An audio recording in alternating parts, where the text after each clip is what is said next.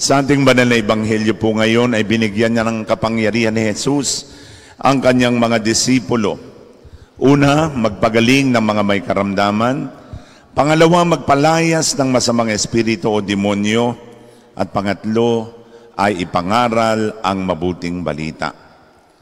Binigyan ng Panginoon ang kanyang mga disipulo ng ganitong kalalaking kapangyarihan. Pero kaakibat ng kapangyarihang ito ay ang responsibilidad na gamitin ito para hindi sa pansariling pangangailangan kundi para sa pagbubuo ng kanyang simbahan. Kung natatandaan po ninyo yung magandang dialogue doon sa Spider-Man, ang sabi, with great power comes a great responsibility. Nakaakibat po ng kapangyarihan ay ang responsibilidad na gamitin ito para sa kabutihan. You talk about healing, it's power. You talk about expelling demon, it means power. Bringing the good news to the people, it's power. Sa akin pong karanasan bilang healing priest, I discovered that really, healing is power. Healing is a power given by the Lord so that people can experience healing and at least they may be alleviated from their pain and sufferings. Noong nagsisimula po ako sa healing ministry, ako po ay natutuwa. Talagang humahaba ang hair ko, tumatangos ang ilong ko pag sinabi, Father, salamat po. Pinagaling ninyo ako. Salamat po, Father. At dahil po sa paghipon nyo, nawala po ang cancer ko. Later, I realized after so many years, it's a power that comes from God. It's not from me. It must be shared freely because God has given it freely. And I discovered that when you have power, you are called also to experience a lot of responsibility that calls for problems, trials, sufferings, and even persecution. Doon nagsisimula po ako ng aking mga healing, pinagtatawanan po ako ng aking mga kaeskwelang pare. At sabi, "Uy, ano na namang racket yan? At ang tingin ay racket, siguro gusto mong maka-jackpot, kaya ikaw ay pahiling-hiling." And to tell you honestly, sa simula po ay talagang I started it with a heavy heart na ako ay mag-instrumento ng pagpapagaling.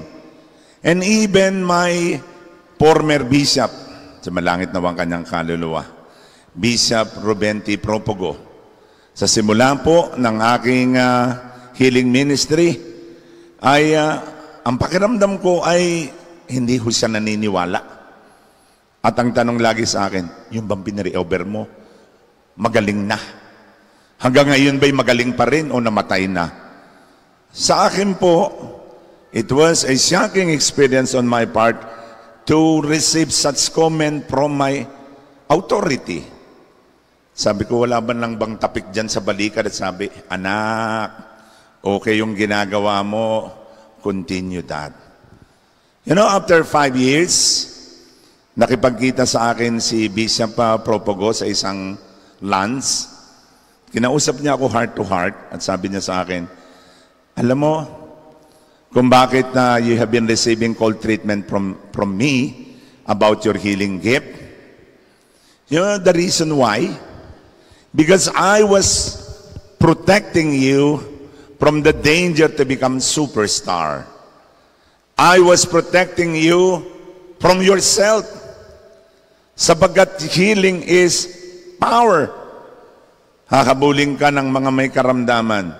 Mayaman, mahirap, walang-wala, sikat, hindi sikat, politiko, artista, manikurista, karatista, lahat ng hahabulin ka ng lahat. At in the name of healing, Magigising ka isang araw, nasa telebisyon ka, nasa front page ka ng mga newspaper. Bago pa ako magganap yung mga nangyaring yon, nabanggit na po sa akin ni Bishop Propogo. At sabi niya sa akin, ikaw ay akin lang hinuhulma at dinadalisay. Now I believe after 5 years, you are now ready for the full ministry of healing. I am giving you now the start of your healing ministry. Hindi na kita bibigyan ng assignment, hindi na kita pagtuturuin sa seminaryo.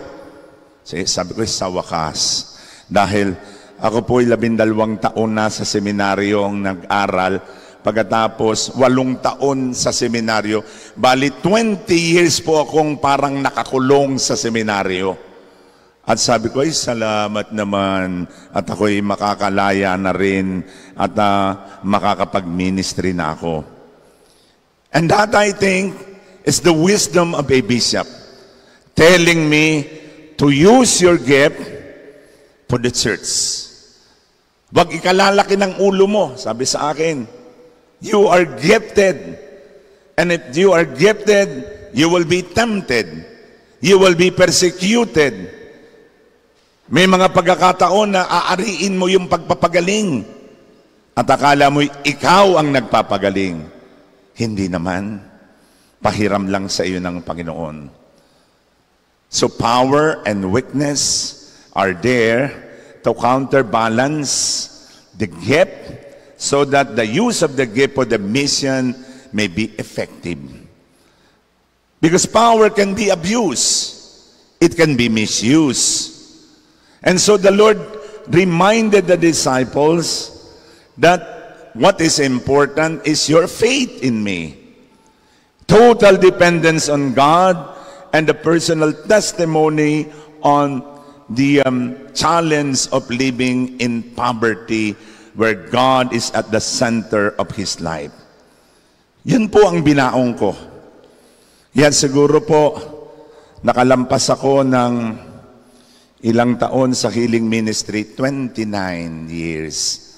Sabi nga sa akin ng isang madre, nung nagkameron po ng CEAP, Catholic Education Association of the Philippines, ng buong Region 4, ang sabi sa akin, alam niyo, Father, sorry ha, pero yung pong lahat ng mga nagiging healing priest, nawawala na lang po yung gift.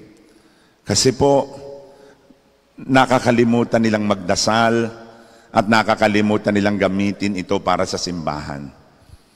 Sabi ko, Sister, your remarks is well taken. I am taking it seriously. Kaya nga po nabuo ito. Sabi ko, Sister, hindi ho sa pagmamayabang. Ako lang po yata yung healing priest na nakapagpagawa ng ganitong kalaki. Because I am reminded that it's God's power in me. Hindi ako ang nagpapagaling.